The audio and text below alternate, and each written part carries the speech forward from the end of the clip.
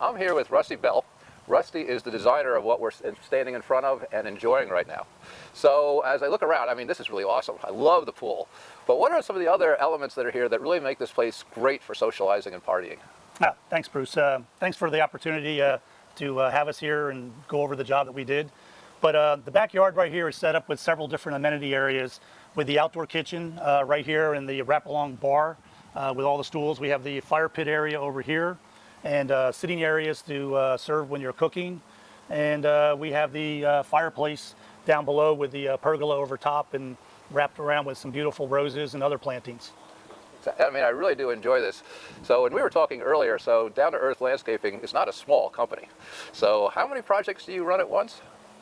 Anywhere from 8 to 15. Yeah. So when you look at this is not something that a person could just say, well, this weekend I think I'm going to start to do an outdoor project. This is something you really have to find the right company to do. Correct. Yeah, this is a large project, and it took a long time to get organized and set up and sold and then basically built. Did the homeowner say, I want this, this, and this, or did he give you free reign and you just sort of had fun with it? Well, there's a little bit of some free reign, but I always have conversations with the customers as to what they want to do with certain areas. Do they like to entertain? Do they have kids? Do they have dogs?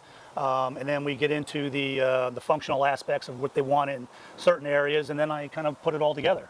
Excellent. And we were also talking about the amount of impermeable pavement that you can have, because when you look around, obviously you go, wow, there's quite a bit of pavement. So how did you sort of work your way around some of what the township was requiring? Okay, well, we kind of work a lot with Mary Hearns, who is the architect for the home, and she set some parameters with the scope of what the permeable was allowed here. And so we did the driveway as a permeable driveway, which gives us 50% of the allowance for that area.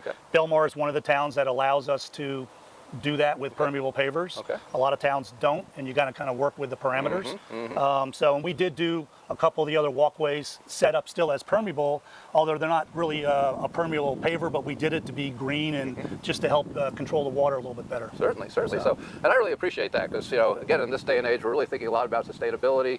I have 3 children, so I really want to leave the world a better place for them, and we're all thinking of that. So, and Lynn, when you look at some of the planting that's done around here, what are some of the things that go into your mind when you're designing something? Because obviously this is a beautiful day. It's 72 degrees, sun's out, but it's not always like this here, is it? No. Yeah, so obviously the homeowners wanted something to be a sure look. So we have the hydrangeas, we have the grasses, we have the crepe myrtles, we have some roses, we have other plants, with the hardy hibiscus, and I guess the layering of grasses from that will actually die back in the wintertime. So you have that winter look of grasses, and then we have some of the liriopes, so you have that year-round evergreen. The helleborus, which we have out in the front, is a perennial that flowers actually in the wintertime. So we have plants that flower. The camellias that are out in the front will flower early, and then everything just sort of keeps going from the red buds to the birches to the all the other plants, and it just spins around to the roses and the crepe myrtles, and we have the white fringe trees on the outside areas. We have magnolia in the front, the birch. So there's quite a few plants that are native and to help with the sustainability and so. Yeah, and it's interesting too, because a lot of people think of ornamental grasses just for the summer, but they provide some fantastic winter interest as well. So one of the things I really like about the front yard is how you created this entry space, because a lot of people just take a walk. It goes from there to there, and then often the stairs here are obviously bigger, but they don't make them as broad as that. So this really ties in really nicely and brings like a nice reception area. And I always think the front is such an important part, because this is going to get the hellos, the goodbyes, the hugs, the handshake. This is the social part of the front yard, don't you think? Right, exactly. I was always taught, and I try to keep all the jobs where the front is the invitation to the front door, and I try to capture that by the way I do my landscaping with things taller on the sides, coming down. And I love the larger landings, especially when you have a large space right here. It really helps bring things together. And then we have the beautiful planters out here to make everything beautiful. Entry, yes. And we were also talking before about lighting, and which obviously right now you can't tell, but there's a lot of nighttime lighting worked into here. And we talked a little bit about how you actually layered the lighting, so to speak. Do you want to talk to us a little bit about that? Well, I mean, we have basically, I guess, 3 components. We have the path lights, that come up along the walk areas. We have the down lights where we use the integral lights on some of the fieldstone walls that kind of just shine down very softly.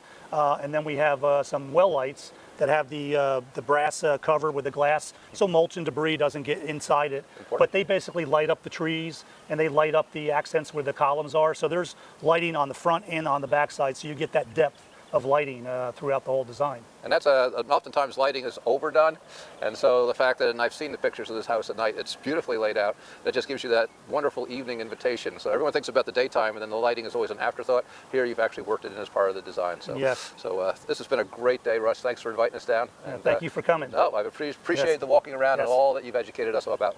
I appreciate it. Thank you so much. Thank you.